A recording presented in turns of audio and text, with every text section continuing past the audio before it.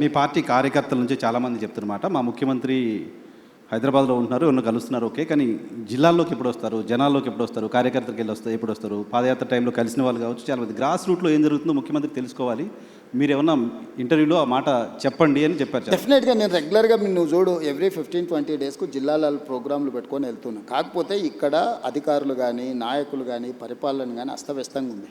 దీన్ని అత్యంత సమయము ఇక్కడ కేటాయించి దీన్ని పట్టాలు ఎక్కించకుండా మళ్ళీ గ్రామాలకు వెళ్ళినా, ఒకప్పుడు నేను సమస్యల్ని లేవనెత్తడానికి గ్రామాలకు వెళ్ళినా, ఇప్పుడు సమస్యలను పరిష్కరించడానికి వెళ్ళాలి. పరిష్కరించాలా అంటే నాకు నిధులు ఉండాలి. నేను గ్రామానికి వెళ్తే రోడ్డు లేదు, స్కూల్ లేదు, లేకపోతే తాగునీరు లేదు అడిగితే నేను నిధులు అక్కడికక్కడ ఇవ్వాలి. లేకపోతే ఆ జిల్లాలో పెండింగ్ ప్రాజెక్టులను పూర్తి చేయాలి. ఇప్పుడు ఆదిలాబాద్ పోయినా తుమ్మిడేటి ప్రాజెక్ట్ ఉంది, దాన్ని కట్టాలన్నా దాని అనుమతులు తీసుకురావాలన్నా నేను చాలా పని చేయాలి, శ్రమ చేయాల్సి ఉంటుంది. ఇట్లనే ప్రతి నా సొంత జిల్లాల పాలమూరులో అది కల్వకుర్తి కావచ్చు, భీమా కావచ్చు, నెట్టంపాడు కావచ్చు, కోయిల్సాగర్ కావచ్చు, పాలమూరు రంగారెడ్డి కావచ్చు, అన్ని ప్రాజెక్టులు 60-70 ఏళ్ళ నుంచి ఇంకా ఏదో అసంపూర్తితోనే ఉన్నాయి. వీటిని చేయాలంటే ఇప్పుడు నాకు భూసేకరణ కోసమే నిన్నమని ఎన్ని కావాలంటే ఒక 1500 కోట్లు కావాలన్నారు. 1500 కోట్లు ఒక మహబూబ్నగర్లో సాగునీటి ప్రాజెక్టులో భూసేకరణకే కావాలంటే నేను నిధుల సమీకరణ మీద నేను సమయం కేటాయిస్తున్నా. ఇప్పుడు నేను కలవడానికంటే కూడా కలిసినప్పుడు నా దృష్టికి తెచ్చిన సమస్యల్ని పరిష్కరించడం అత్యంత కీలకము. ప్రజలు అది కోరుకుంటున్నారు నా నుంచి.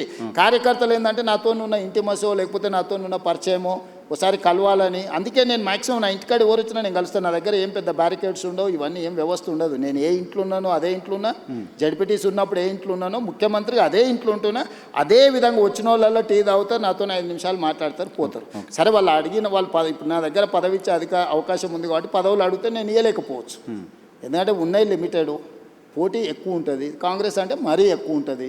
సో దాంట్లో ఏరి కూరి కొంచెం జాగ్రత్తగా ఇవ్వాల్సి ఉంటుంది. ప్లస్ నేను చాలా క్లోజ్ కాబట్టి చాలామంది నాకు ఇంత దగ్గర అన్న నేను అడగంగానే ఎంబడే టైప్ కొట్టి సంతకం పెట్టిస్తాడు అనుకుంటారు. అది అసాధ్యం. చాలా మందికి మీతో ఉంది కాబట్టి న్యాచురల్గా 17 ఏళ్ళు నేను అపోజిషన్లో ఉన్నా అంటే వీళ్ళందరితో ఉండబట్టే కదా నేను ఇక్కడికి వచ్చిన. ఎంతమంది పరిచయం ఉంటారు. సో వాళ్ళందరినీ సంతోషపెట్టాలంటే అది చాలా కష్టంతో కూడుకున్న పని. అయినా నా ప్రయత్నం నేను చేస్తున్నాను. ఇప్పటివరకు ఇచ్చిన కార్పొరేషన్లు కానీ, చైర్మన్లు కానీ, ఎమ్మెల్సీలు కానీ, రాజ్యసభలు కానీ నువ్వు తీసుకో. ఇచ్చిన వాళ్ళకు కూడా తెలియదు వాళ్ళకి వచ్చినట్టు. ఓకే, కొంతమంది మన కార్పొరేషన్లు ఇస్తే ఆర్టీసీ బస్ ఎక్కువ వచ్చినారే నాకు చైర్మన్ ఇచ్చిండంట అన్న అని వాళ్ళకు కూడా తెలియదు. ఇప్పుడు బల్మూరు వెంకట్కి ఇచ్చినాం, అద్దంకి దయాకర్కి ఇచ్చినాం, అంటే ఎమ్మెల్సీలు కానీ ఇవన్నీ కానీ. కాంగ్రెస్లో ఎప్పుడైనా యూత్ కాంగ్రెస్ అనిల్ యాదవ్కి రాజ్యసభ ఇచ్చినాం. ఎప్పుడన్నా ఏ పార్టీలో జరిగిందా? మంత్రులు శ్రీహరి మా జిల్లా పార్టీ ప్రెసిడెంట్, అడ్లూరు లక్ష్మణ్ మా జిల్లా పార్టీ ప్రెసిడెంట్, వీళ్ళందరూ ఇవాళ మంత్రులు అయినరు కదా. ఇట్లాంటి వాళ్ళని కింది నుంచి వచ్చిన వాళ్ళను జిల్లా ప్రెసిడెంట్లను లేకపోతే చిన్న పదవులు ఉన్న వాళ్ళను శంకర్ నాయక్ జిల్లా ప్రెసిడెంట్ ఇస్తే ఎమ్మెల్సీ చేసినాం. ఇట్లా నువ్వు వెడ్మ బొజ్జు ఇందిరమ్మ ఇంట్లో ఉంటాను నేను, ఏదో గుడి నాగోబ జాతరకు పోతే చిన్న కార్యకర్త అక్కడ ఉన్న వాళ్ళని గుడికాడ వాళ్ళ వీళ్ళని జరుపుతుంటే కొంచెం యాక్టివ్గా అనిపించినారు. ఆ పిల్లోని ఇక్కడ పిల్లు ఫోన్ నెంబర్ రాసుకొని మా పిఏ చెప్పి వాని పేరు రాసుకొని వాని టికెట్ ఇస్తే వాడు ఈరోజు ఎమ్మెల్యే అయ్యిండు. మందుల సామెలు నీకు కూడా బాగా తెలుసు. టికెట్ ఇవ్వాలనుకున్నప్పుడు పిలిచిన, అంటే ఆయన అడిగిండు వచ్చి ఎన్ని ఉన్నాయన్న, 2 ఉన్నాయి సార్ అన్నాడు. సరే పో అని చెప్పిన. ఇవ్వాలనుకున్నప్పుడు పిలిచిన, ఏదో ఉన్నాయన్నావు కదా 2 అంటే 2 కోట్ల అన్న. కాదు సార్ 2 లక్షలు అన్నాడు. మరి ఉన్నాయా 2 లక్షలు అన్న? లేదు సార్ నిన్న మన హైదరాబాద్కు నాయకుల దగ్గర తిరగడానికి 1,50,000 ఖర్చు అయిపోయినాయి, 50,000 ఉన్నాయి సార్ అన్నాడు. పోనీ 50,000 అన్న మరి నామినేషన్కి దీనికి ఉంటాయంటే అవి కూడా ఎక్కడికి సార్, నువ్వు టికెట్ ఇస్తే బట్టలు కొనుక్కోవాలన్నాడు. అంటే ₹1 లేకుంటే టికెట్ ఇచ్చినాయి. వాళ్ళందరూ ఎమ్మెల్యేలు అయినా 50,000 మెజార్టీతో గెలిచింది మందుల సామెలు. సో ఇట్లా చాలా మంది ఉన్నారు, సక్సెస్ స్టోరీ ఉన్నోళ్ళు ఉన్నారు. ఇప్పుడు ఆస్పిరేషన్స్ ఉన్నాయి, మిమ్మల్ని రావాలి, మీరు జిల్లాలో తిరగాలి అని కోరుకుంటున్న వాళ్ళు చాలా మంది ఉన్నారు. సరే, డెఫినెట్గా నేను చెప్పేది ఏంటంటే ఒక్కోసారి ఒకరికి అదృష్టం వరిస్తుంది, ఒకరికి కష్టం వరిస్తుంది, ఒకరికి ఆలస్యం అవుతుంది. కానీ నా దగ్గర ఏ కుర్చీ ఖాళీగా పెట్టాను. వీలైనంత మరి చాకలి ఐలమ్మని ఎవరైనా గుర్తుపెట్టుకుర్రా? శ్రీకాంతాచారి తల్లిని ఎవరైనా గుర్తుపెట్టుకుర్రా?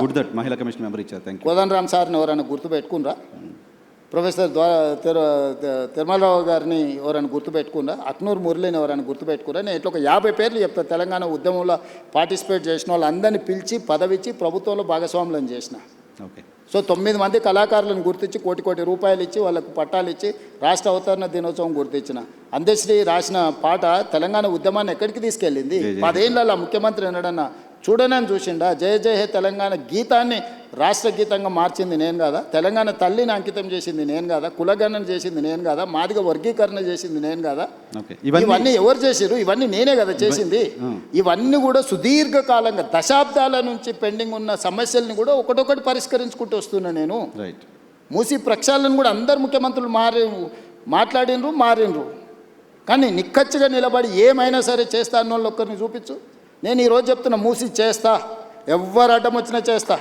మూసి నదిని ప్రక్షాళన చేసి నగరానికి అందిస్తా. ప్రపంచంలోనే అద్భుతమైన నగరం హైదరాబాదును తీర్చిదిద్దేత నాది. చెరువులలో ఎవ్వరున్నా మొత్తం కూల్చి చెరువులే కలుపుతా. నాలాలలో ఎంక్రోచ్మెంట్ ఉన్నా కొట్టేస్తా. వార్నింగ్ ఇస్తున్నారు ఖచ్చితంగా. ఎవరున్నా మీరే మర్యాద కాల్ చేస్తే సామాన్లు తీసుకుపోతారు. మీ వెనకాల ఎవడున్నా ఎవడు ఏసో మీడియాలో పెట్టినా ఏం ఊరుకోను. ఒకరోజు వెనక ఒకరోజు ముందు కూలడం ఖాయం. కాబట్టి నీళ్ళ దగ్గరికి పోకండి. ఓకే, నీళ్ళ దగ్గరికి పోయినానంటే కూలడం ఖాయం. నేను ఇంకా స్పష్టంగా నీ ముందర చెప్పెళ్తున్నాను. నరసింహ రైట్. రూత్లెస్గా వ్యవహరిస్తా. డ్రగ్స్ ఎవడైనా డ్రగ్స్ రిలేటెడ్ ఎవడన్నా ఉన్నాడంటే కీలు ఏలు ఇరిసి కూసబెడతా.